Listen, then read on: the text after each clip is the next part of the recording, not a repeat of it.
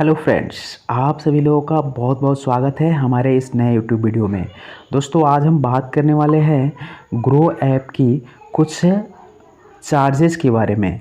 दोस्तों, बहुत सारे ऐसे नए प्लेटफॉर्म पे लोग हैं जो कि ग्रो ऐप अभी नया नया यूज़ कर रहे हैं और उनको चार्जेस के बारे में मालूम नहीं है।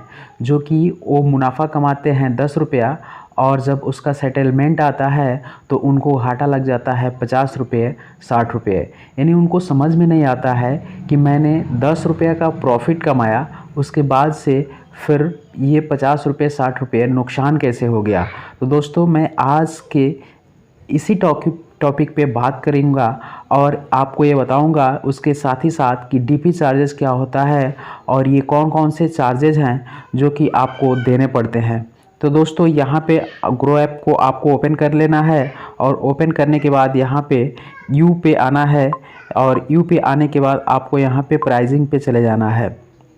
जैसे ही प्राइसिंग पे आप क्लिक कीजिएगा तो यहाँ पे आपको पूरा ये अकाउंट ओपनिंग इसका चार्जेस जो है 0 है, एएमसी 0 है। इसके बाद से इक्विटी ब्रोकरेज जो है 20 रुपया और 0.05% इसमें से जो लोअर होता है वही लगता है। दोस्तों, यहाँ पे आपको एक ध्यान देने वाली बात है, नीचे जो आप यहाँ पे देख रहे हैं डीपी चार्जेस क्या होता है। दोस्तों, डीपी चार्जेस आप इंट्राडे में अगर ट्रेड करते हैं तो वहाँ पे आपको नहीं लगता है, लेकिन जैसे ही आप डिलीवरी में कोई भी ट्रेड बाय करते हैं, मान लीजिए कि आप 5 ट्रेड बाय किए, एक ही कंपनी का 5 ट्रेड बाय किए और आप क्या किए, उसको 5 दिन में एक एक करके और सेल किए। तो यहाँ पे अब आपको क्या होगा कि 13 रुपया 50 पैसे पर ट्रेड के हिसाब से जैसे जैसे आप सेल कर रहे हैं उसके हिसाब से आपको कंपनी को देना पड़ता है। कंपनी ऑटोमेटिक काट कर लेती है। जैसे मान लीजिए कि आप किसी ट्रेड को आप 5 रुपये के प्रॉफिट पे बेच दिया, ठीक है। तो आपने तो 5 रुपया प्रॉफिट पे बेच दिया, लेकिन आपकी जो कंपनी है एक ट्रेड को बेचने के जो चार्जेस लेती है, डीपी चार्जेस 13 रुपये 50 पैसे, यानी आपको 5 रुपया फ़ायदा हुआ, लेकिन आपकी जो कंपनी है 13 रुपये 50 पैसे आपसे लेती है, यानी आपको वहाँ पे 8 5 13 8 रुपये 50 पैसे नुकसान हो गया। तो यहाँ पे अब एक और होता है, अगर आप इंट्राडे में ट्रेडिंग करते हैं तो आपको ऑटो स्क्वायर ऑफ चार्जेस होता है, जो कि आपको 1 बजे के लगभग एक मैसेज आता है कि आप 50 पैसे पर पोजीशन अगर आप इंट्राडे में ट्रेड कर रहे हैं और 3:10 तक उस ट्रेड को सेल नहीं करते हैं तो आपको 50 रुपया पर पोजीशन के हिसाब से चार्जेस देना होगा प्लस 18% जीएसटी। तो दोस्तों, यहाँ पे बहुत सारे इन्वेस्टर जो नए होते हैं उनको पता नहीं होता है तो ऑटो स्क्वायर ऑफ चार्जेस क्या होता है।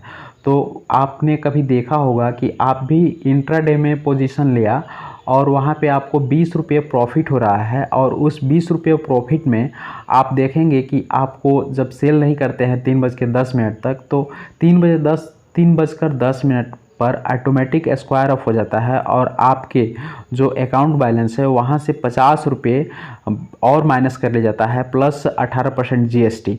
तो आपने देखा कि हमको 20 रुपये फ़ायदा हुआ, लेकिन जैसे ही सेटलमेंट आता है तो आपको वहाँ 30 से 35-40 रुपये नुकसान हो जाता है। तो आप ये समझ में नहीं आता है कि मैंने तो 20 रुपये के प्रॉफिट में शेयर को बेचा था, लेकिन यहाँ पे 50 रुपये 40 रुपये लॉस कैसे हो गया। तो आपको ये बात ध्यान देनी होगी कि ऑटो जो 50 रुपये पर position auto square of charges होता है ये इंट्राडे में होता है। इसको आप 3:10 से पहले ही इसको सेल करना होता है।